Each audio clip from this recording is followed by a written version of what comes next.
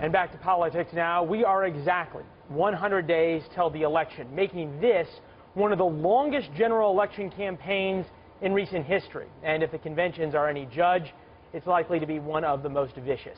A.B. Stoddard is an associate editor for Real Clear Politics and is currently trying to work on recovering from the two conventions. We appreciate you being here, A.B. Thanks for having me. All right, we heard from Brian Yennis in the last block. He said that Donald Trump now says the gloves are going to come off, which I found interesting because if you look at Donald Trump's campaign over the past year, I didn't know the gloves were ever on. I didn't either. I found that quite a remarkable line. So I can't wait to see what offense looks like if this has been Donald Trump being nice so far. When you think about the way that these campaigns have gone so far, you see this paradoxical difference between typically it's the guys at the top of the ticket saying really nice things and the guys at the bottom of the ticket, the VP candidates, being the attack dogs. And it seems that with both Kaine and Pence, those roles have shifted. Now Clinton and Trump are the chief attack dogs. Well, I think that's true on Hillary Clinton is so unpopular. She really needs to make much of her campaign a referendum on Donald Trump's candidacy and scare people into believing that he's unfit for office and to turn out for her. So she's going to keep talking about Trump as much as she talks about her own policies. But I actually thought that Tim Kaine, as nice a guy as he is, I mean, he's sort of this dorky, endearing figure. He's been going after Trump pretty hard as well, and I don't think he's going to shy away from that. Mike Pence has not really figured out his role. As you know, yesterday he said that there's no place for name-calling, talking about someone else belittling Trump, as Trump was, name-calling everybody. So I think that's a different dynamic entirely, but I think you can expect Kaine and Hillary to Trump bash pretty regularly. So much of Donald Trump's campaign has been built on the concept, at least in the primaries, of earned media. He said things that were so inflammatory, so outrageous, he got such high ratings, he got a lot of television time, got a lot of Twitter responses, those kinds of things.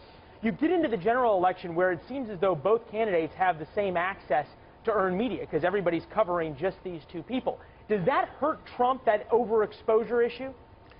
I think that Trump supporters, hang on his every tweet. They don't expect him to do anything at these rallies except talk about himself and who he's angry with and who is being dishonest and all this stuff. I think he holds, obviously, he probably has a ceiling, but holds a group of supporters no matter what. In using that earned media to reach out to other people that might not want to vote for Clinton, but they'd have to warm up to Trump, I still argue he probably needs some ground presence, Leland, and he's not invested in that so far. He's wanted to do this from the air on Twitter and television. We'll see if it works, but this is a race that'll be won on the margins in like a handful of states, and every vote matters, but they matter more in Ohio and Pennsylvania and Florida and Virginia and Colorado and Nevada and Iowa, and that's where he really needs to invest some manpower, I think, to tip himself over the top. You bring up that very issue of Ohio, Pennsylvania, some of these key swing states. Was up in Pennsylvania talking to some political watchers up there, and they said specifically in Bucks and Montgomery County, two suburban Philadelphia counties, big amount of swing women voters there that could really sway the state's election coming up here.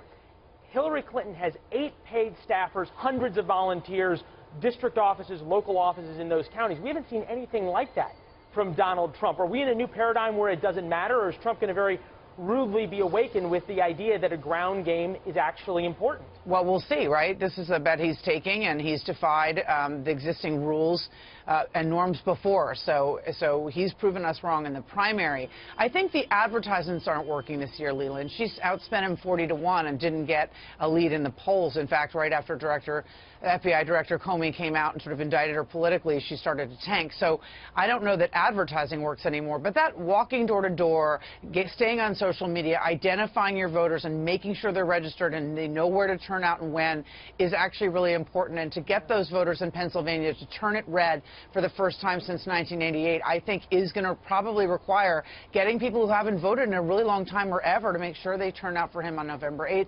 That requires some manpower on the ground. Well, President Obama certainly proved the value of manpower in 2008 and the value of data in 2012. A.B. Stoddard, appreciate your insights. Thanks. Thanks, Leland. All the best.